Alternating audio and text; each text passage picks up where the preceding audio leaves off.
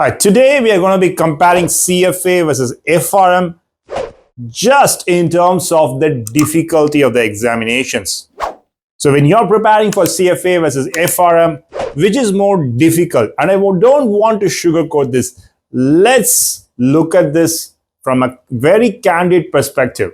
CFA, there are 3 levels. FRM, there are 2 levels. So just in terms of the quantity, it is going to be a little bit more in CFA, right? Because there are 3 examinations and FRM is just 2. So definitely if you look at across all 3 levels for CFA, the quantity of learning you have to do is more.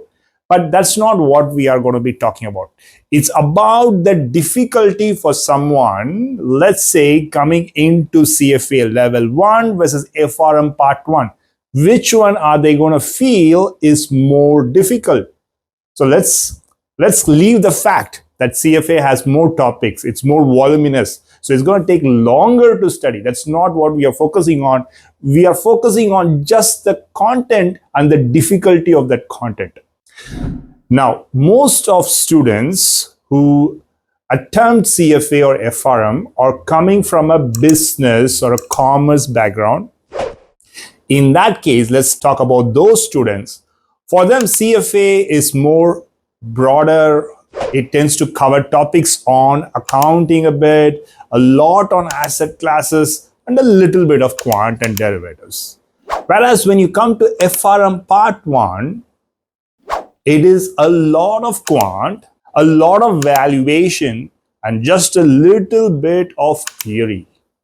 So for a lot of students from business and commerce background, they're going to find the ramp on the FRM extremely high. The level of quant knowledge required to clear FRM Part 1 requires them to pick up a lot of statistical econometrics concepts very, very quickly. Like some of these topics in quant, like the univariate, multivariate, random variables, which are like the 2nd or 3rd chapter in your quant, is just too high for many students. So they find that a bit challenging.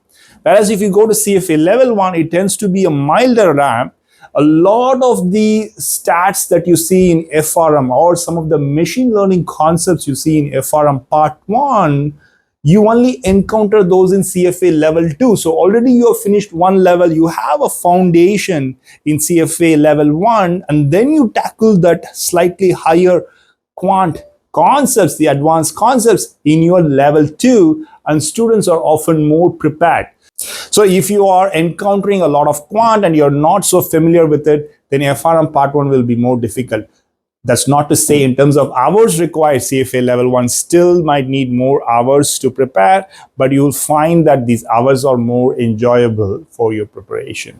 Now, if you are coming from a mathematical, statistical, quantitative background, or you are an engineering student, you will probably find FRM Part 1 easier. And some of these concepts in CFA, such as more of these financial statement analysis, right, some of these valuation on fixed income securities, you might find that a bit more challenging. But in general, like what we see, 80% of the students come from a business or math. So for that population, the FRM Part 1 topics might be a bit more challenging compared to CFA. Now, obviously, CFA Level 2 is pretty difficult in terms of quant and derivatives, but you have already built a base with Level 1. And then when you go into Level 2, you are more equipped to handle.